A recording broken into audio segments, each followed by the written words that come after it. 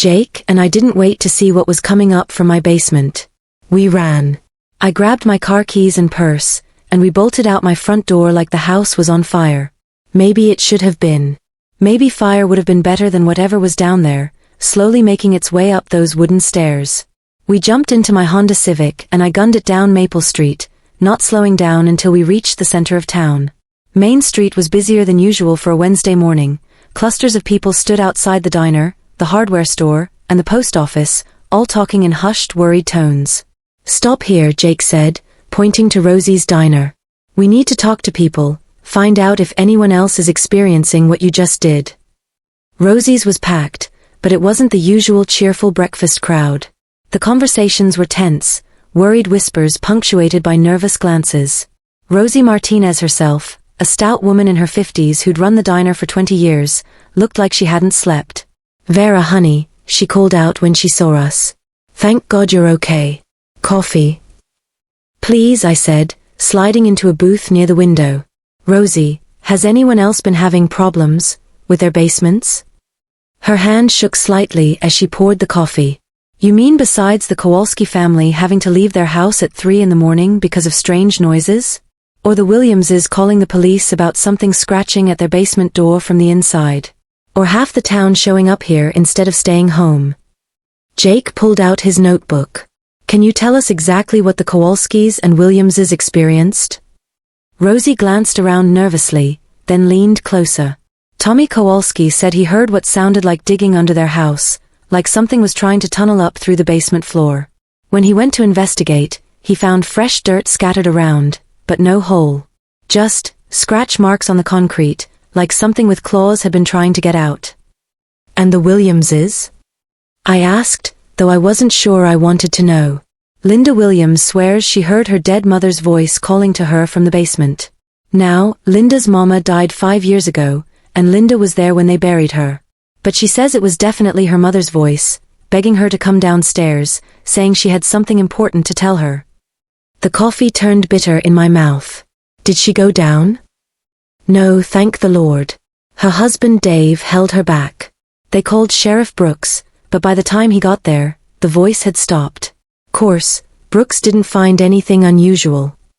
Jake was scribbling furiously in his notebook. "Rosie, how many families would you say have had problems?" "Near about everyone on the south side of town, and it's spreading. The Hendersons came in an hour ago, said they could hear their basement door rattling all night like something was trying to get out.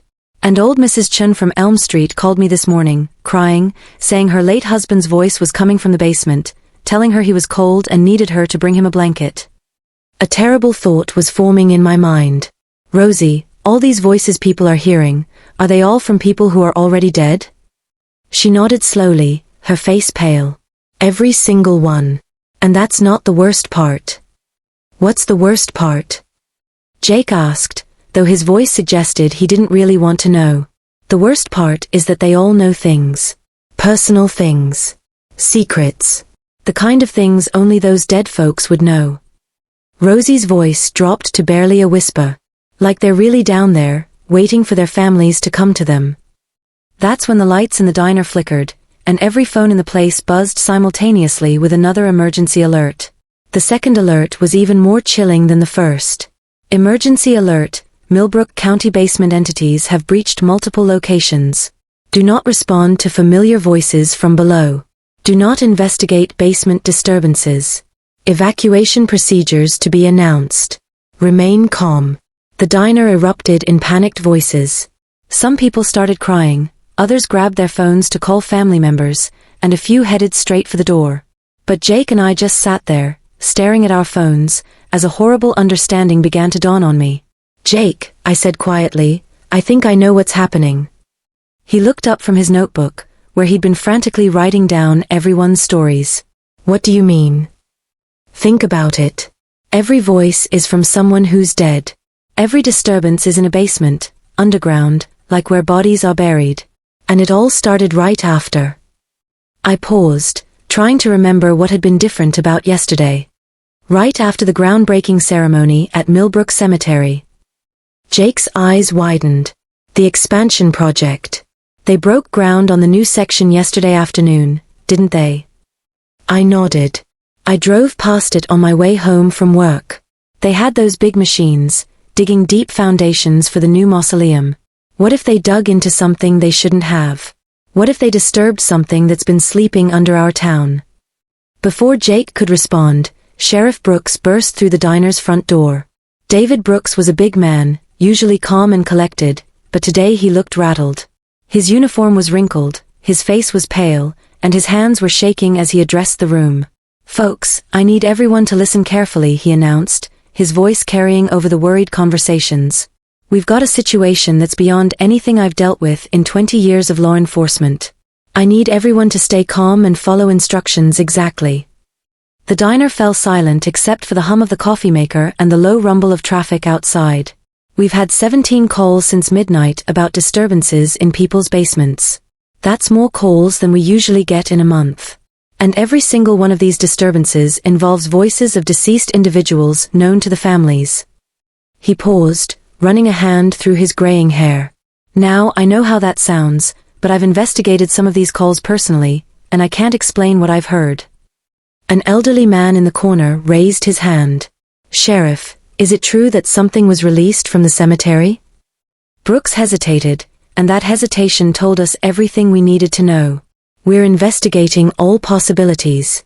What I can tell you is that the construction crew at Millbrook Cemetery reported some unusual findings yesterday evening. They were digging the foundation for the new mausoleum when they encountered a cavity about 15 feet down. A large empty space that wasn't on any of the survey maps." "What kind of cavity?" Jake asked, his journalist instincts taking over. "The kind that shouldn't exist," Brooks replied grimly. "And when they sent a camera down to investigate, they found evidence of old tunnels. Very old tunnels. Tunnels that seemed to connect to the sewer system, storm drains, and—" He paused, looking around the room at all our worried faces. "And basement foundations throughout the south side of town." The room was dead quiet now. Everyone was thinking the same thing I was, that whatever had been sleeping in those tunnels was now awake, and it was using the underground passages to reach into our homes. "Sheriff," I said, my voice barely above a whisper, "what exactly did the camera find in those tunnels?" David Brooks looked me straight in the eye, and what I saw there made my blood run cold. "Evidence that they've been used recently, Vera. Very recently. And signs that something or someone has been living down there for a very long time." That's when the lights went out completely, plunging Rosie's diner into darkness, and from somewhere deep beneath our feet came the sound of scratching, clawing, and voices calling our names. The darkness lasted only a few seconds before the emergency lighting kicked in, bathing Rosie's diner in an eerie red glow. But those few seconds were enough for us to hear something that made everyone's blood freeze, the distinct sound of basement doors slamming open all across town. It was like a symphony of terror, door after door echoing through the October morning as whatever lurked beneath Millbrook finally decided to stop hiding. Sheriff Brooks was already on his radio, calling for backup from the county, but all he got was static. Jake grabbed my arm as we heard the first screams coming from the direction of Maple Street, my street. "We need to get out of town," he said urgently. "Now before they block the roads." But even as he said it, we could see through the diner's windows that it might already be too late. People were running down Main Street, some carrying suitcases, others with nothing but the clothes on their backs. Cars were speeding past, heading for the highway that led out of Millbrook. "Wait," I said, a terrible thought occurring to me. "If these things have been living in tunnels under the town, and if the tunnels connect to the storm drains and sewers, then they're not just in basements anymore. They could come up anywhere." As if to prove my point, Mrs. Patterson came stumbling into the diner, her silver hair disheveled and her eyes wide with terror. "They're in my house," she gasped, collapsing into the nearest chair. "They came up through the basement, and now they're in my kitchen. It's my Harold, my husband who died 3 years ago, but it's not him. It looks like him, sounds like him, but his eyes." She shuddered. "His eyes are completely black, and when he smiles, there are too many teeth." Sheriff Brooks knelt beside her. "Mrs. Patterson, did you see how it got upstairs?" "Through the basement door, but that's not the worst part." She grabbed his arm with trembling hands. "There are more of them down there. I could hear them talking, planning. They know everything about us, our memories, our secrets, our fears. And they're not just the recently dead. Some of those voices. I recognized voices from people who died decades ago. That's when Jake's phone rang. It was Amy, his wife, and we could hear her panicked voice even though he didn't put it on speaker. Jake. Thank God. You need to come home right now. There's someone in our basement claiming to be your father, but your father died when you were 12. He's telling me things about your childhood, private things, and he wants me to bring our daughter downstairs to meet her grandfather. Jake went white as a sheet. His father had died in a car accident 20 years ago, long before he'd met Amy or had his daughter Emma. Amy, listen to me very carefully. Do not go downstairs. Do not let Emma anywhere near the basement. Get her and get out of the house right now. I can't. Amy's voice was getting higher, more hysterical. He's blocking the back door, and there are more of them coming up from the storm drain in the yard. Jake, they all look like people, but they're wrong somehow. Their movements are too jerky, and they smell like dirt and decay. The line went dead. Jake was already heading for the door when Sheriff Brooks stopped him. Son, you can't help her by getting yourself killed. We need to think this through. Think what through? Jake shouted. My wife and daughter are trapped in a house with those things. And rushing over there unprepared won't save them, Brooks replied firmly. We need weapons, we need a plan, and we need to understand what we're dealing with. That's when Rosie spoke up from behind the counter, her voice steady despite the circumstances. I know what we're dealing with. My grandmother used to tell stories about something like this. She called them the hollow ones, spirits of the dead that get trapped between worlds, usually because they died violently or with unfinished business. Rosie, this isn't the time for folk tales, Brooke started to say, but she cut him off. This isn't a folk tale, David. My grandmother lived through something similar in the old country. She said the only way to stop them is to salt and burn the place where they're anchored, where they first came through. If they came up from those tunnels under the cemetery. A new voice interrupted her, a child's voice, sweet and innocent, coming from the storm drain right outside the diner's front window. Mommy? Daddy? Why won't you come play with me? I've been waiting so long in the dark. And through the window, we could see a small figure standing by the drain, a little girl in a white dress that might have been a burial gown, beckoning to us with pale, dirt-stained hands. We couldn't stay in the diner. The hollow ones, as Rosie called them, were gathering outside, more of them emerging from storm drains, manholes, and anywhere else that connected to the underground network of tunnels. Through the windows, we could see dozens of figures that looked human from a distance but wrong up close, all of them calling out to the living with voices of the dead. Sheriff Brooks had managed to reach the county on his radio, but the response wasn't encouraging. They're sending the National Guard, but it'll be hours before they get here. We're on our own until then. We can't wait hours, Jake said desperately, still trying to call his wife with no success. Every minute we wait, more people die. That's when I made a decision that probably saved our lives, or at least bought us time. Rosie's right about needing to stop them at the source. I have an idea, but it's dangerous, and we'll need supplies. What kind of supplies? Brooks asked. Salt, gasoline, matches, and flashlights. Lots of them. I looked around at the group, Sheriff Brooks, Jake, Rosie, Mrs. Patterson, and about 15 other people who'd taken refuge in the diner. The cemetery is only half a mile from here. If we can get to those tunnels and collapse them, maybe we can cut off their access to the town. That's assuming we can get to the cemetery without being caught, Brooks pointed out. There are dozens of those things between here and there. Not dozens, Mrs. Patterson corrected quietly. Hundreds. I could see them from my bedroom window before I ran. They're coming up all over the south side of town, and they're all walking in the same direction. Which direction? I asked, though I was pretty sure I already knew the answer. Toward the center of town. Toward us. Jake looked out the window and swore under his breath. She's right. They're surrounding the business district. It's like they're herding the survivors into one place. That gave me an idea, a terrible, dangerous idea, but maybe our only chance. What if that's exactly what they're doing? What if they want us all in one place for a reason? Maybe we can use that against them. I explained my plan quickly. It was simple, probably suicidal, but it might work. While the hollow ones were focused on herding people toward Main Street, a small group could slip out the back of the diner, make their way to the cemetery through the industrial area, and try to collapse the tunnels. "I'll go," I said. "It's my plan, and I don't have family depending on me here." "I'm going too," Jake insisted. "Amy and Emma are counting on me." Sheriff Brooks looked like he wanted to argue, but he nodded. "I'll come with you. Rosie, you and Mrs. Patterson keep everyone here safe and barricaded until we get back." "Or until the National Guard arrives," Rosie added grimly. "Whichever comes first." We gathered our supplies, salt from the diner's kitchen, gasoline from the maintenance shed out back, and the emergency flares Brooks kept in his patrol car. The plan was to reach the cemetery, find the entrance to the tunnel system, and use the flares to ignite the gasoline and hopefully bring down enough of the tunnel network to trap the hollow ones underground. The back exit from the diner led into an alley that connected to the industrial section of town, the old part where the original mine shafts and utility tunnels had been built back in the 1800s. If we were right about the tunnel system, this was where it all connected.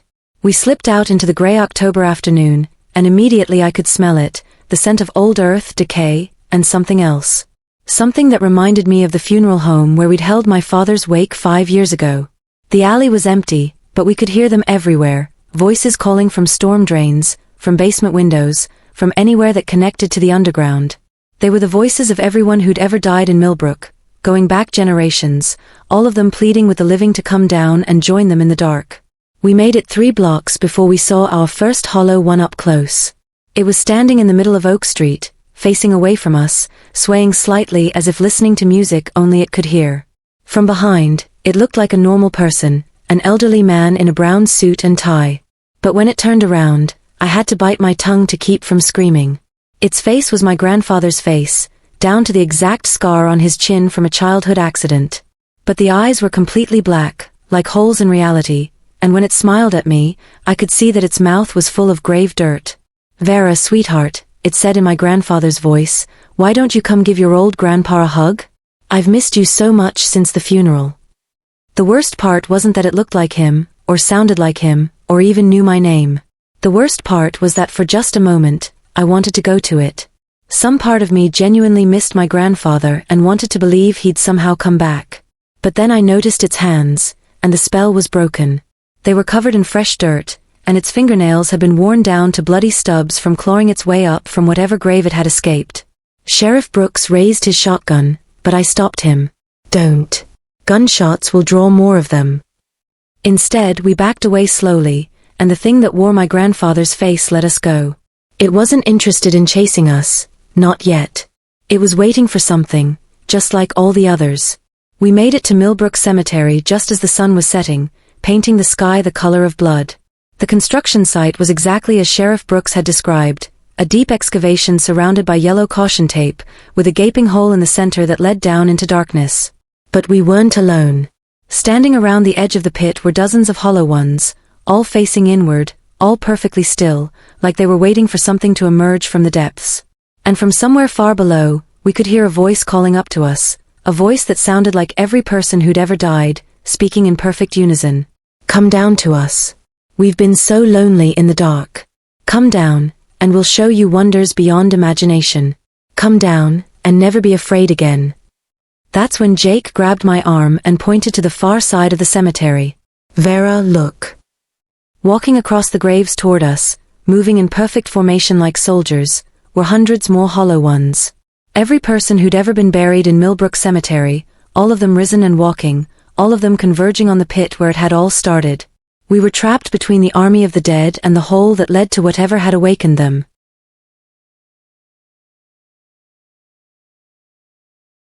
The piercing shriek of my phone's emergency alert cut through the quiet Tuesday evening like a knife through butter.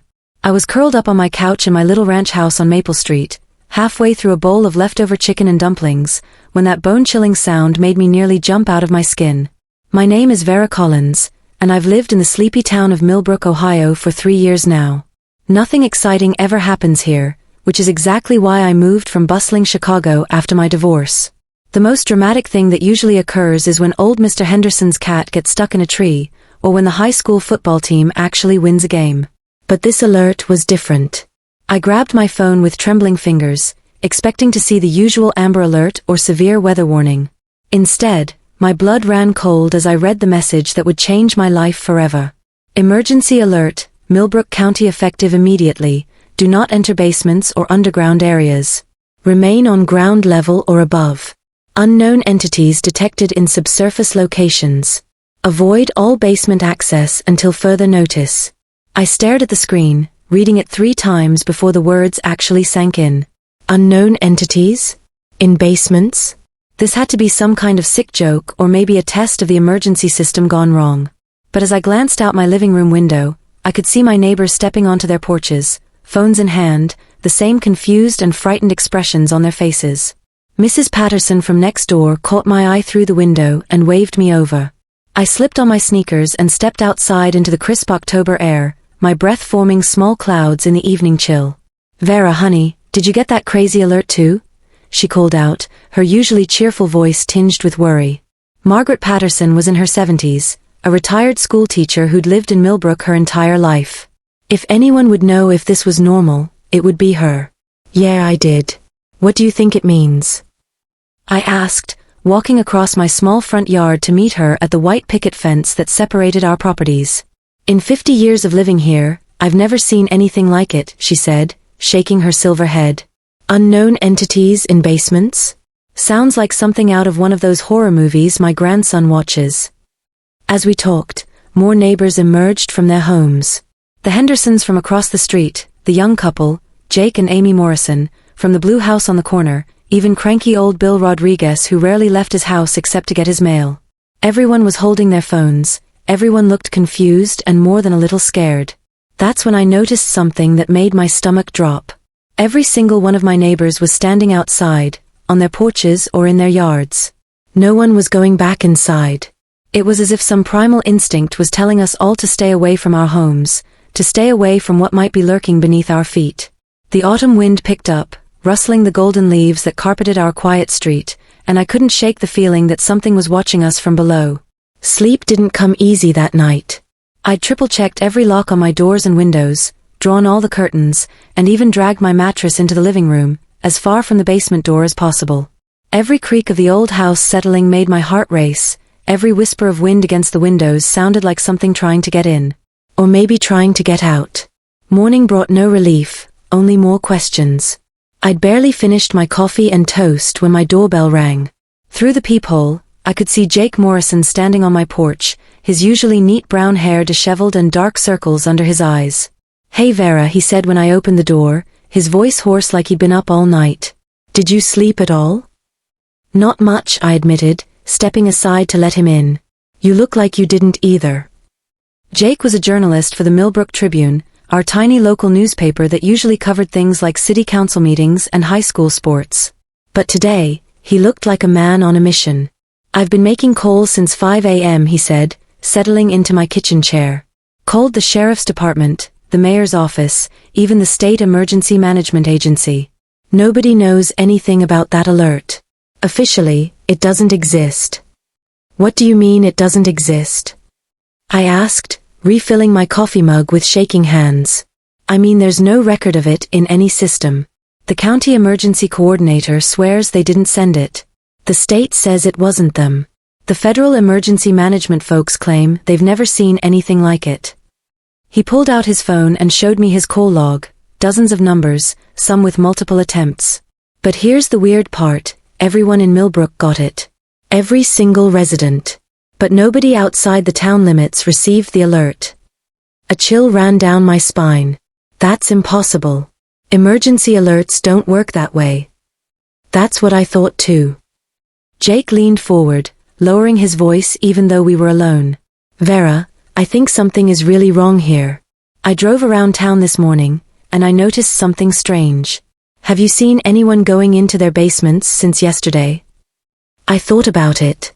Had I seen anyone carrying laundry downstairs, or going to check their furnaces, or doing any of the 100 normal things people do in their basements every day?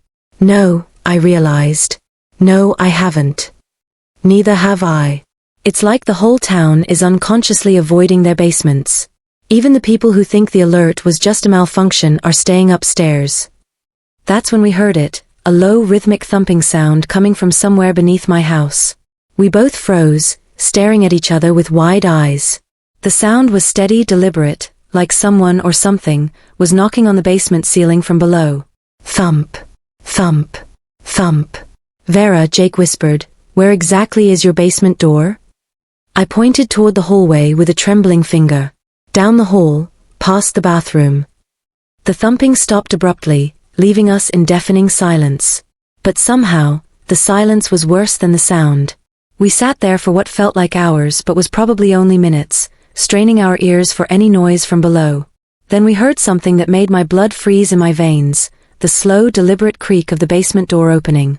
The circle was closing around us. Hundreds of hollow ones moved between the headstones with unnatural coordination, their movements synchronized like they were all being controlled by the same intelligence. In the fading daylight, they looked almost human, until you saw their eyes, black as the spaces between stars, or noticed how their feet never quite touched the ground. Jake, Sheriff Brooks, and I crouched behind a large marble mausoleum, trying to figure out our next move. The pit was 50 yards away, surrounded by more of the creatures, and our plan to collapse the tunnels was looking more impossible by the minute. "There are too many of them," Brooks whispered, checking his ammunition. "Even if we could reach the pit, we'd never make it back out." But Jake was staring at something in the distance, his face pale in the dying light. "Guys, I think our problem just got bigger." Following his gaze, I saw what had captured his attention. The creatures weren't just surrounding us, they were arranging themselves in a specific pattern around the cemetery, forming concentric circles with the pit at the center. And they were all facing outward now, toward the town. "It's not a trap," I realized with growing horror. "It's a ritual." From the depths of the pit came a new sound, not the voices of the dead this time, but something else. A low rhythmic chanting in a language that hurt to hear, words that seemed to crawl inside my skull and make my teeth ache. "They're not trying to escape," I continued, the terrible truth becoming clear. "They're trying to summon something up from below. Something that's been sleeping down there for a very long time." The chanting grew louder, and the temperature around us began to drop rapidly. Our breath came in visible puffs, and frost started forming on the headstones despite the October warmth we'd felt just minutes before. That's when I heard a familiar voice calling my name from the pit. "Vera? Vera, honey, is that you?" It was my mother's voice, my mother who died of cancer 2 years ago, who I'd held in my arms as she took her last breath. The voice was perfect, down to the slight rasp she developed from the chemotherapy. "Vera, sweetheart, I need you to come down here. There's something I have to tell you, something important I never got to say before I died." Every instinct I had was screaming at me to run, but my feet were already moving toward the pit. I could hear Jake and Sheriff Brooks calling my name, but their voices seemed to come from very far away. All I could focus on was my mother's voice, pleading with me to come to her. "I'm so cold down here, Vera. So cold and so alone. Please, just come to the edge and look down. I just want to see your face one more time." I was halfway to the pit when Jake tackled me, knocking me to the ground behind a large headstone. The impact snapped me out of whatever spell the voice had cast, and I found myself shaking uncontrollably. "That's not your mother," he said firmly, holding me steady. "Whatever's down there, it's using your memories against you."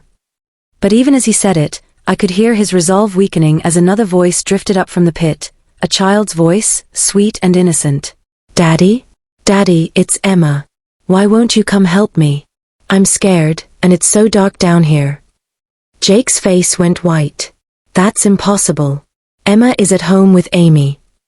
But the voice continued, and it knew things only Emma would know, the pet name Jake had called her since she was a baby, the song he sang to her at bedtime, the story about the brave princess and the dragon that he'd made up just for her. "Daddy, the bad things are coming, and Mommy can't protect me. Please come down and save me. Please don't leave me alone in the dark." Jake started moving toward the pit, and this time it was Sheriff Brooks who stopped him, grabbing his arm and holding him back with surprising strength for a man his age. "Son, think about it. If Emma was really down there, how would she have gotten there? You spoke to Amy less than 2 hours ago. This thing is playing with your mind." But the damage was done. The voices from the pit had found our weaknesses, and they weren't going to stop. Now they were calling to Sheriff Brooks, using the voice of his partner who died in the line of duty 15 years ago, promising to reveal the truth about how he'd really died. The chanting from below grew louder, and the ground began to shake. Cracks appeared in the earth around the pit, spreading outward like a spider web, and a putrid wind began to blow up from the depths, carrying with it the smell of centuries-old decay. "Whatever's down there is almost ready to surface," I said, fighting against every instinct that told me to go to my mother's voice.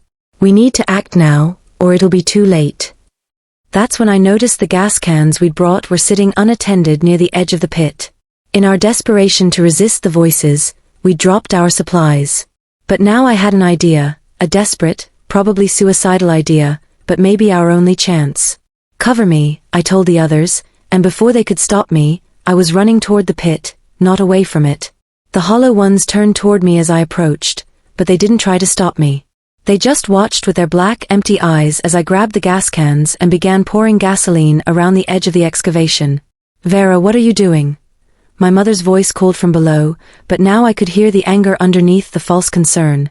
"Vera, you're making a terrible mistake." "Maybe," I called back, pulling out the emergency flares. "But at least it's my mistake to make." The voice from the pit changed then, becoming something else entirely, something ancient and hungry and absolutely furious. "You cannot stop what has already begun," it roared in a voice like grinding stone. "We have waited too long in the dark. We will not be denied." I lit the first flare and dropped it into the gasoline. The flames spread instantly, creating a ring of fire around the pit, and the screaming from below was unlike anything I'd ever heard, the combined voices of every soul that had ever been trapped in that darkness, crying out in pain and rage. The hollow ones around the cemetery began moving toward me, no longer coordinated, their movements becoming frantic and desperate. But Jake and Sheriff Brooks were there, holding them back with salt and prayers and sheer determination. The ground shook violently, and something enormous moved in the depths of the pit, something that had been sleeping for centuries, waiting for enough death and sorrow to feed on before it could climb back into the world. But as the flames grew higher and the screaming grew louder, I realized that sometimes the only way to win is to make sure nobody wins at all. I pulled the pin on the last flare, the one I'd been saving, and looked back at Jake and Sheriff Brooks one final time. "Tell Amy I'm sorry," I said, and jumped into the burning pit.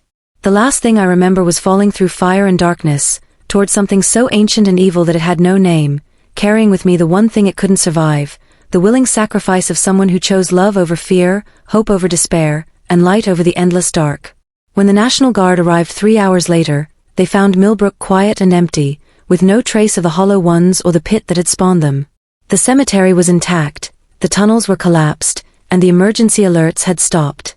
But sometimes, on quiet October evenings when the wind is just right, people in the surrounding towns say they can still hear voices calling from the storm drains and basement doors, voices of the dead, begging for someone to come down and keep them company in the dark. And sometimes they say people actually